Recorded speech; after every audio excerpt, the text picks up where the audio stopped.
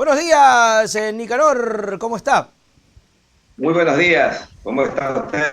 Muchas gracias por la invitación. A usted, mi querido amigo, gracias por estar siempre con nosotros para analizar la coyuntura, ahora más que todo, en torno a la política nacional. Y yo quisiera empezar dándole la bienvenida y preguntándole qué tan bueno es para el país esta oportunidad, Nicanor, de ir otra vez a las elecciones. Mire, yo creo que la oportunidad es lo que el pueblo reclamaba, es lo que el presidente Lasso entendió, supuestamente entendió para llamar a lo que se denomina la muerte cruzada. Claro. Es decir, que el presidente de la República dijo, yo no estoy satisfecho con lo que está haciendo la Asamblea, me está llamando a juicio político, llama a juicio político a mis ministros, no me deja gobernar. Entonces ya disuelvo la asamblea para que el pueblo decida si yo tenía razón o la asamblea tenía razón. Ok. Si es que yo tenía razón, entonces que el pueblo me ratifique y que cambie a esta asamblea, que no ha servido al país. Entonces, ¿qué es lo que sucede en la práctica? Que el presidente hasta en eso nos engañó. ¿Por qué? Porque él manifiesta que no se va a presentar de candidato en estas elecciones extraordinarias. Porque él es el que tenía que decir, a ver, pueblo ecuatoriano, disuelvo la asamblea y quedamos en sus manos. Claro. Yo voy de candidato en esta elección extraordinaria para que ustedes me ratifiquen. No es que me reelijan, no, para que me ratifiquen en el cargo de presidente y me elijan otra asamblea, por favor. Claro. Pero ¿qué es lo que sucede? Que él lo que hace es que se da cuenta que fue incapaz para gobernar. Claro. El pueblo lo descalificó. Sus encuestas y todas las encuestas conocidas, no se trata de algo sesgado. No. La prensa tradicional nuestra nunca hablaba de las insatisfacciones, incluso cada día decía que mejoraban Claro. sus números, que ya estaba cerca del 30%, etcétera, cuando sabíamos que ni el 10% de los ecuatorianos estaba satisfecho con su trabajo. Y por otro lado, la misma prensa trataba de posesionarnos que la Asamblea tenía el 5% de aprobación. Entonces el presidente decía, yo tengo el doble de aprobación que la Asamblea, entonces yo mando la muerte cruzada y pueblo, ustedes decidan, ¿continúan con una Asamblea así o continúan con este presidente? Pero él ahora manifiesta que no va a ser candidato. Claro. Entonces nos ponen esta disyuntiva de una nueva elección. No, esta no debería ser una nueva elección. Esta debería ser una ratificación del pueblo y el pueblo, al momento que él ya no es candidato, él mismo está renunciando y le está diciendo, el pueblo me va a descalificar y mejor no me presento. Claro. Esa es la situación en la que nos ha puesto el presidente de la República. Totalmente de acuerdo, creo que, y por último también, Nicanor, podríamos creer que fue una jugada para no salir como el presidente destituido, ¿no? Para no verse tan mal, aunque bien no se ve.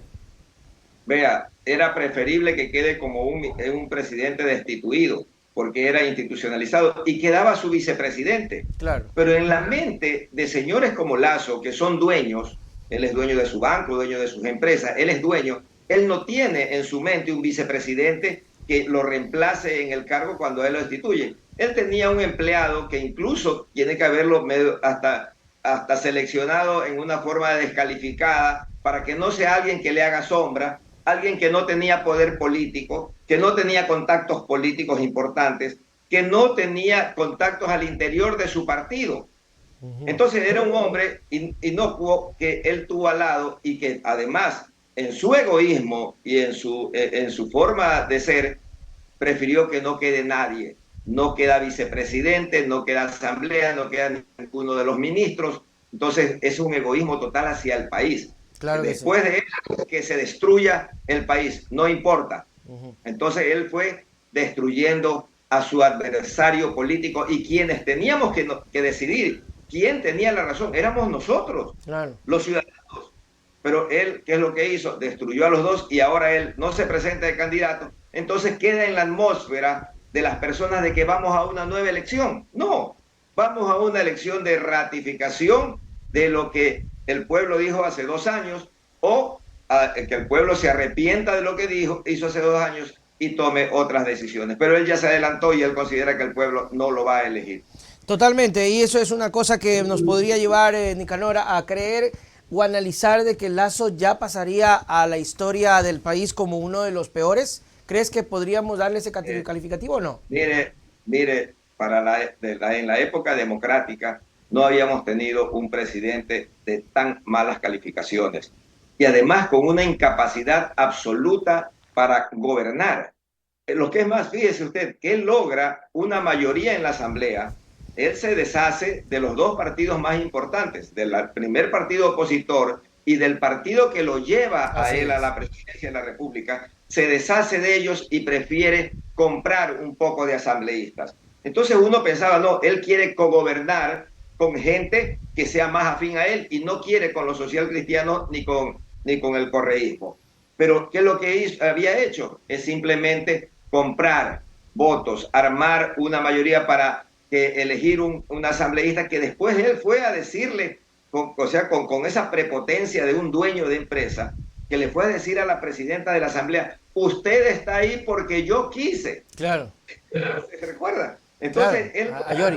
Él de esos diputados, de esos asambleístas, pero él no fue capaz ni siquiera de cogobernar, porque él podía ver, es muy bueno, es legal, es democrático, que un gobierno llame a las fuerzas que lo van a apoyar en la asamblea y le diga, señores, vamos a cogobernar bajo estas líneas y ustedes se van a encargar de estas diferentes áreas del gobierno, que es muy amplio, pero no, él consideró que podía comprar o chantajear a un asambleísta diciéndole, te doy la aduana de Esmeralda por 90 días, te doy Petroecuador por 6 meses, a los 6 meses necesito a otro y se lo doy a otro y te quito a ti. O sea, esa situación es desgobierno. Cuando es legítimo que un presidente de la República cogobierne. Fíjense lo que está pasando hoy con esta elección, está sucediendo en los municipios, que los alcaldes no están entrando a destruir al adversario, al que está en minoría, sino que las minorías se están sumando.